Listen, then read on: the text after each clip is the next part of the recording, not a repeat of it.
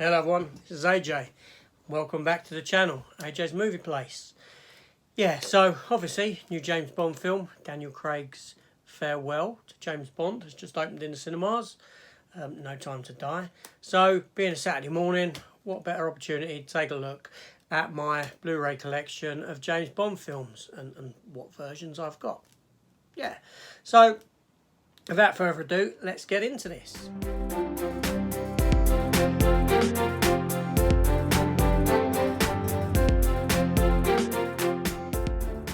Now, before I begin, have you subscribed? If you haven't, please hit that button down below. Go and press it. There's nothing stopping you. Everything on here is free.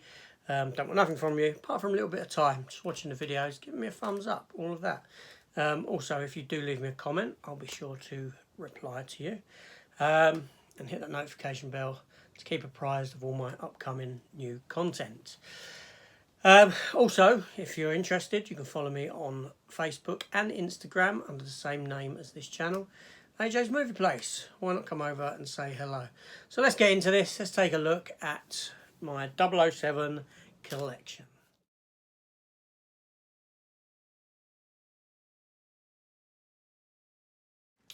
Okay, so the first thing I have is the Bond 50th anniversary box set, celebrating 5 decades of James Bond. Yeah, the J card's a little bit tatty, but the rest of it is fine. I didn't get this upon release. I think I paid maybe 30 quid for it. Yeah, 30 quid for this set. It's a lovely set. There's the side. So let's take a look at what this has to offer. Okay, sorry about that shaking. So, that's the wrong book. This comes with 2 booklets, essentially, 2 books. Now let's take a look in them. So, this is your first one. This is 1962 to 1981. They're all the titles that are inside this. So, first of all, we have Dr. No and From Russia with Love. Next page opens up and we have Goldfinger and Thunderball.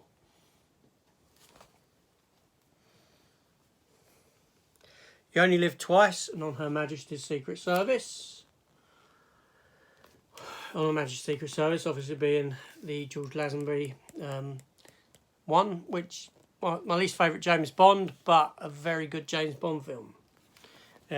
This was Sean Connery's last. Well, it wasn't his last. It was his last. Then Lazenby done it, and then Sean Connery came back for one more outing in Diamonds Are Forever, 1971. And then we pop into the Roger Moore era with Live and Let Die, from 1973. And you have The Man with the Golden Gun and The Spy Who Loved Me. And yes, 1979, 1981, Moonraker and For Your Eyes Only. And blank page. So that's the first book that comes in there. The second book is 1983 to 2012. Yes, all them. So, continuation with the old Roger Moore's. Octopussy and A View to a Kill. A View to a Kill being Roger Moore's final outing as James Bond. He was quite old at that point. He was then followed by Timothy Dalton, who honestly is my favourite James Bond. I think Timothy Dalton's fantastic. Licence to Kill, I'd probably rank as my favourite James Bond film. Dalton only done 2 films because there was a lot of issues after his last one with rights and all this sort of stuff. And by the time they sorted it, yeah, things went a different direction, and Pierce Brosnan stepped in for GoldenEye. Sean Bean as the villain. Now, GoldenEye is a fantastic James Bond film, another one of my favourites, but unfortunately Tomorrow Never Dies, The World Is Not Enough and Die Another Day weren't very good for Pierce Brosnan. They weren't the greatest James Bond films. Bad casting decisions, not very interesting villains. This sort of stuff went on. And obviously Die Another Day is quite notorious for its bad CGI, invisible car, you know, the CGI where he's riding the wave and all this, just nonsense. Anyway, then we step into the current era of Bond, Daniel Craig, with Casino Royale, Quantum of Solace, which had its own issues, again, writer's strike, all this. Probably the shortest James Bond film there is, and unique in that it actually continues directly from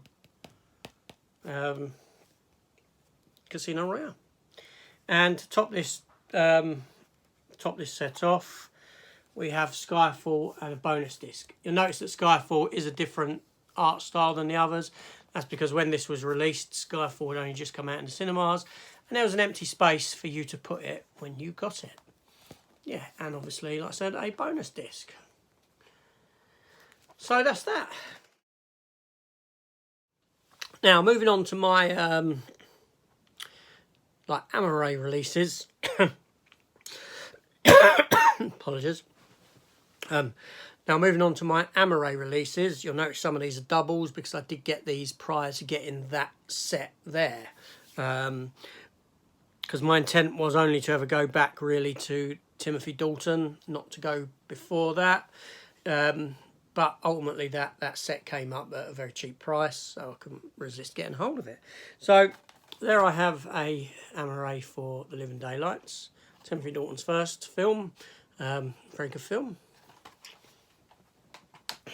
Then I have an Amaray for License to Kill. It's actually the Australian version. Reason being is because I hated the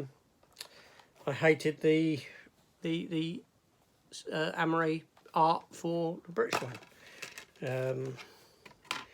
And yes, obviously, disc inside. And an old License to Kill DVD in there as well. So yeah. Then moving on to GoldenEye.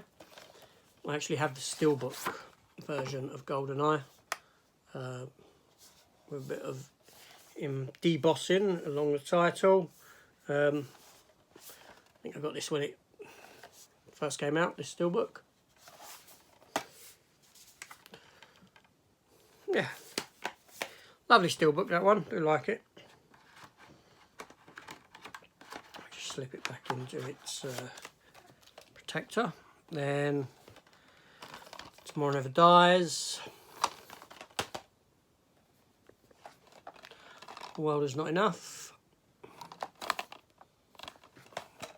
Denise Richards. Die Another Day. Halle Berry. Timothy Dalton did look the part. He looked very suave. He looked very good as James Bond.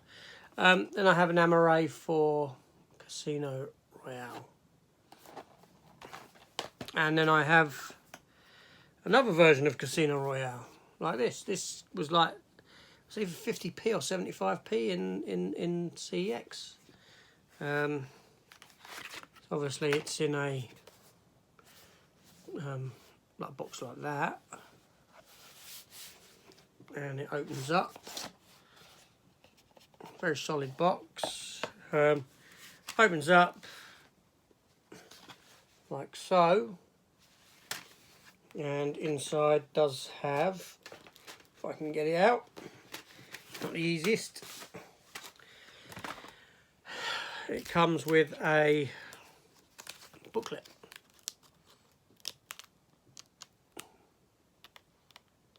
Yeah. So yeah, that was like what I said, 75p. It was either 50p or 75p. I know it's some stupid price. Because it was an edition that I didn't have, and it was very cheap. It's one of them sort of why not moments. Still with its J card. Again, why not? Then we move on to Quantum of Solace.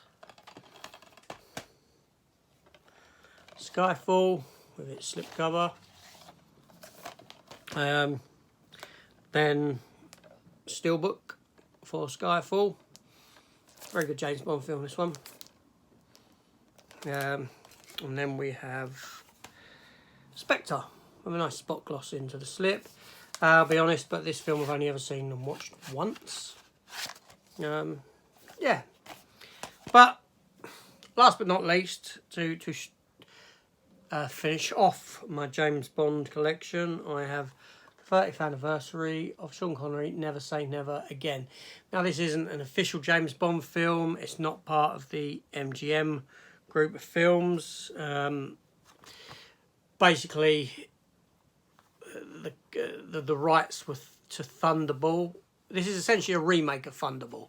The rights for Thunderball were held by someone else, so they could remake that film. They could remake Thunderball. So it was made under a different title. I don't know how many people actually know that. Kim Basinger stars, and it's sort of as a return of Sean Connery as an older James Bond.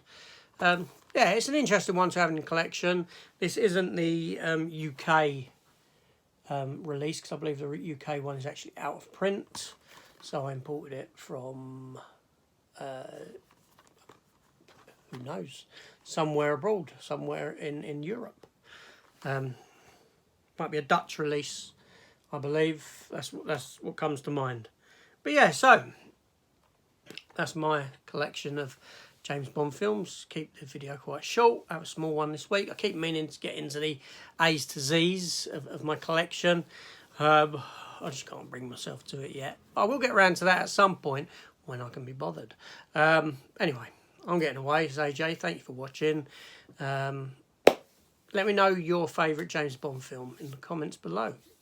Who do you like as a James Bond? I did do a James Bond ranking beginning of the week, which if you want to go and check out, feel free to. I don't know why I'm pointing up there. I ain't putting nothing up there. Yeah, but yeah, go check it out. I might put it up there. We'll see. I'll put something up there.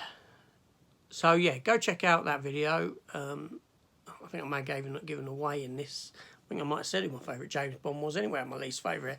But where did the others fall? Who knows? Anyway, this is AJ. I'm getting away, and I'll see you on the next one. Take care all. Goodbye.